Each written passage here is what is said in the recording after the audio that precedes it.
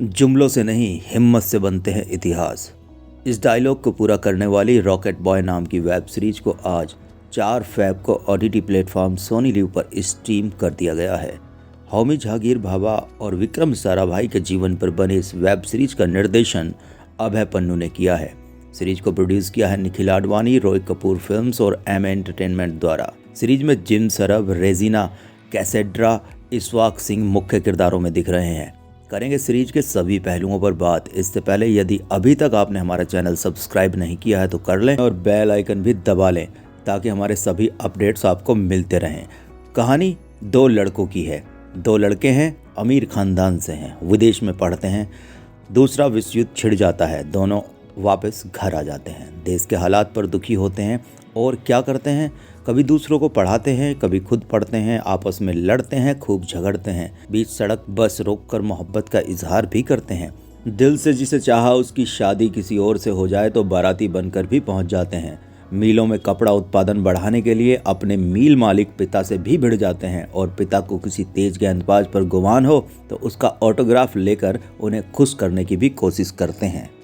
जी हाँ, ये दोनों ऐसे ही मनमोजी लड़के हैं जिनमें से एक देश के उस वक्त के प्रधानमंत्री को भाई कहकर बुलाता है और दूसरा देश का पहला रॉकेट उड़ाता है।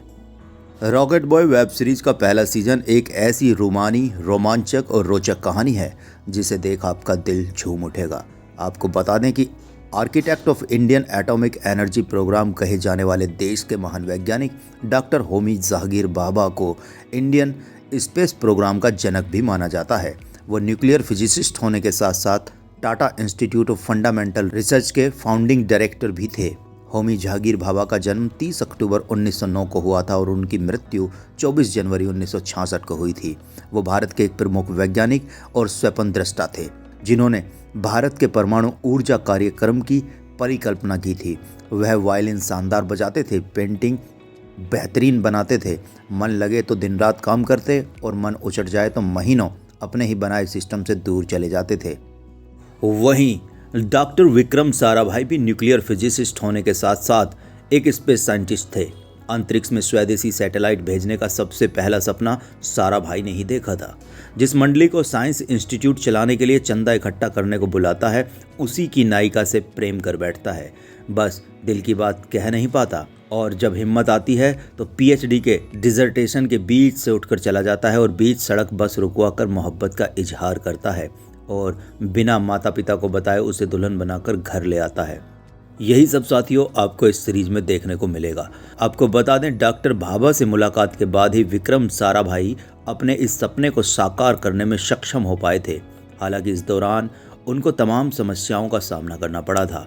डॉक्टर भाभा और साराभाई की दोस्ती इंडियन स्पेस एटॉमिक प्रोग्राम के साथ ही उस दौर में हिंदुस्तान के हालात पर आधारित कहानी वेब सीरीज के रूप में OTT पर स्ट्रीम हो चुकी है।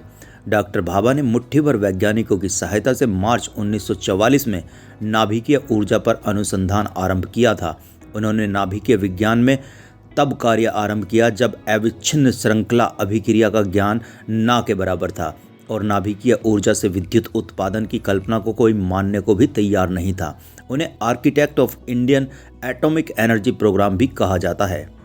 सीरीज में होमी भाभा के रोल में जिम सरब हैं और विक्रम साराभाई के रोल में इशफाक सिंह हैं। मृणालिनी साराभाई के रोल में रेजिना कैसेड्रा, जवाहरलाल नेहरू के रोल में रंजीत कपूर, APJ अब्दुल कलाम के रोल में अर्जुन राधाकृष्णन हैं। पूरी सीरीज में स्पेस और एटॉमिक साइंस के 2 कर्णधारों की कहानी को बेहतर ढंग से दिखाया गया है। सीरीज की शुरुआत विक्रम साराभाई के सपनों के साथ होती है। वो अपने देश का रॉकेट अंतरिक्ष में उड़ाना चाहते हैं। इसके लिए कॉलेज टाइम से ही रॉकेट के डायग्राम पर काम कर रहे हैं। स्नातक की शिक्षा के लिए वे कैम्ब्रिज विश्वविद्यालय जाते हैं। द्वितीय विश्व युद्ध छिड़ने पर वे भारत वापस लौटते हैं और बेंगलोर में प्रख्यात वैज्ञानिक डॉक्टर चंद्रशेखर वेंकट रमन के निर्देशन में रिसर्च वर्क करने लगते हैं। हिंदुस्तान की आज़ादी के बाद डॉक्टर होमी जहांगीर भाभा के साथ उनको स्पेस और एटॉमिक सेक्टर में रिसर्च करने का मौका मिलता है। दोनों साथ मिलकर काम करते हैं। इसी दौरान 1962 में चीन और भारत में युद्ध छिड़ जाता है। चीन भारत के कई पोस्ट पर हमला करता है। इसके बाद डॉक्टर भाभा एटम बम बनाने की दिशा में काम करना शुरू कर देते हैं, जबकि डॉक्टर साराभाई चाहते हैं कि एटम बम के बजाय स्पेस मिशन पर काम किया जाए। वो अपनी इच्छा डॉक्टर भाभा को बताते हैं, लेकिन इनकार सुनने के बाद निराश होकर पीएम जवाहरलाल नेहरू से मिलते हैं। उस वक्त देश के हालात को देखते हुए जवाहरलाल नेहरू भी डॉक्टर विक्रम साराभाई के मिशन को हरी झंडी देने से मना कर देते हैं। इस तरह स्पेस प्रोग्राम लटक जाता है। डॉक्टर भाभा एटम बम बनाने की दिशा में अपना काम जारी रखते हैं। इधर साराभाई की मुलाकात एक प्रोग्राम में मृणालिनी से होती है। वो उनको देखते ही अपना दिल दे बैठते हैं। बाद में दोनों शादी कर लेते हैं। उसके बाद अपने स्पेस मिशन पर काम करते रहते हैं। इस दौरान उनकी मुलाकात डॉक्टर एपीजे अब्दुल कलाम से होती है। वो न सिर्फ उनका इंटरव्यू लेते हैं बल्कि उनके कैरियर के शुरुआती चरण में उनकी प्रतिभा को निखारने में भी अहम भूमिका अदा करते हैं। एक बार डॉक्टर कलाम ने खुद कहा था, वह तो उस फील्ड में नए थे, डॉक्टर साराभाई ने ही उनमें खूब दिलचस्पी ली और उनकी प्रतिभा को निखारा। उनको मिसाइल मैन बनाने वाले डॉक्टर साराभाई ही थे। इस तरह इस वेब सीरीज में इंडियन स्पेस प्रोग्राम के 2 जनरेशन के वैज्ञानिकों की रोचक दास्तान देखने को मिलती है, जो वर्तमान पीढ़ी के लिए कौतूहल वाला विषय भी है और गर्व करने वाला भी। इस वेब सीरीज में अपनी अपनी भूमिकाओं को लेकर जिम सरब और इशफाक सिंह ने काफी उम्दा काम किया है।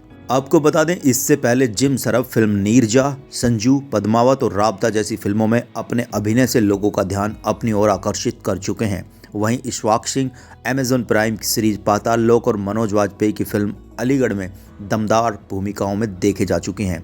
और पहला एपिसोड समाप्त होने पर ही इन दोनों लड़कों से आपकी मोहब्बत परत दर परत बढ़ती जाती है। और वह इसलिए क्योंकि ये सिर्फ रॉकेट या एटॉमिक रिएक्टर बनाने की कहानी नहीं है, ये भारत के भारत बनने की कहानी है। उस भारत की जिसे कभी बाहरी ताकतों से नहीं, सिर्फ अपने भीतर छिपे गद्दारों से ही खतरा रहा। कहानी 1962 के भारत चीन युद्ध के बीच होमी जहांगीर भाभा के एटम बम बनाने के प्रस्ताव से शुरू होती है और फिर 22 साल पीछे जाकर वहां से कहानी का सिरा पकड़ती है, जहां जिन्ना के जिक्र से लेकर रामचरितमानस की सीता तक जाती है। किसे यकीन होगा कि देश की तस्वीर बदल लेने वाले चंद राष्ट्रीय धरोहर वैज्ञानिक संस्थानों की नींव चंदा जमा करके रखी गई है। सीरीज बहुत सादगी से बताती है, लड़ाई कभी खत्म नहीं होती, लड़ाई हमेशा चलती रहती है, कभी सामने खड़े दुश्मन से, कभी अपने आप से। इस सीरीज को देखकर समझना ये भी चाहिए कि देश में बीते 70 साल में कुछ नहीं हुआ। ऐसा कहना इन जैसे लाखों लड़कों की मेहनत को झुटलाने की कहानी के सिवा कुछ और नहीं है। हिंदी में अब तक बनी सभी वेब सीरीज में रॉकेट बॉयज़ की गिनती बेहतरीन सीरीजों में सालों साल होती रहेगी। पहले एपिसोड से 8वें एपिसोड तक 1 मिनट भी यह आपका ध्यान भटकने नहीं देगी, इसकी गारंटी हमारी है। इसे अपने पूरे परिवार के साथ सप्ताह के अंत में जरूर देख डालिए। पूरी वेब सीरीज के बस आखिरी एपिसोड में एक गाली है। सभी कलाकारों ने उम्दा काम किया है। साथ ही वेब सीरीज के बोझ को उठाने और ऐसी सीरीज बनाने वाले डायरेक्टर को 21 तोपों की सलामी। हर्षवीर ओबेरॉय ने बेहतरीन सिनेमेटोग्राफी की है। पीरियड को पीरियड दिखाने में वो कामयाब रहे हैं। सीरीज की लुक डिज़ाइन करने वाली Shobha Goswami, costume designer Uma Biju Antony, production designer मेघना गांधी, कला निर्देशक प्रदीप निगम, कास्टिंग डायरेक्टर कविश सिन्हा भी बधाई के पात्र हैं। माहिर झावेरी को एडिटिंग के लिए 100 में से 100 नंबर मिलने चाहिए, क्योंकि एक भी मिनट के लिए फिल्म आपको बोर नहीं करती। ये कमाल है एडिटिंग का। आपको बता दें, जहां आजकल सीरीज में गाली और न्यूडिटी की बाढ़ आ चुकी है, वहां ऐसा सिनेमा जिसमें सिर्फ लास्ट एपिसोड में एक गाली है, उन लोगों के लिए सीख है जिन्हें लगता है कि न्यूडिटी और गाली ही ग्राउंड सिनेमा हो सकता है। यकीन मानिए, इस सीरीज का बुखार कई दिनों तक आपके दिमाग में रहने वाला है। उम्मीद करते हैं वीडियो आपको पसंद आया होगा। ऐसे ही बेहतरीन और दिलचस्प वीडियो के लिए हमारे चैनल को सब्सक्राइब करना बिल्कुल ना भूलें।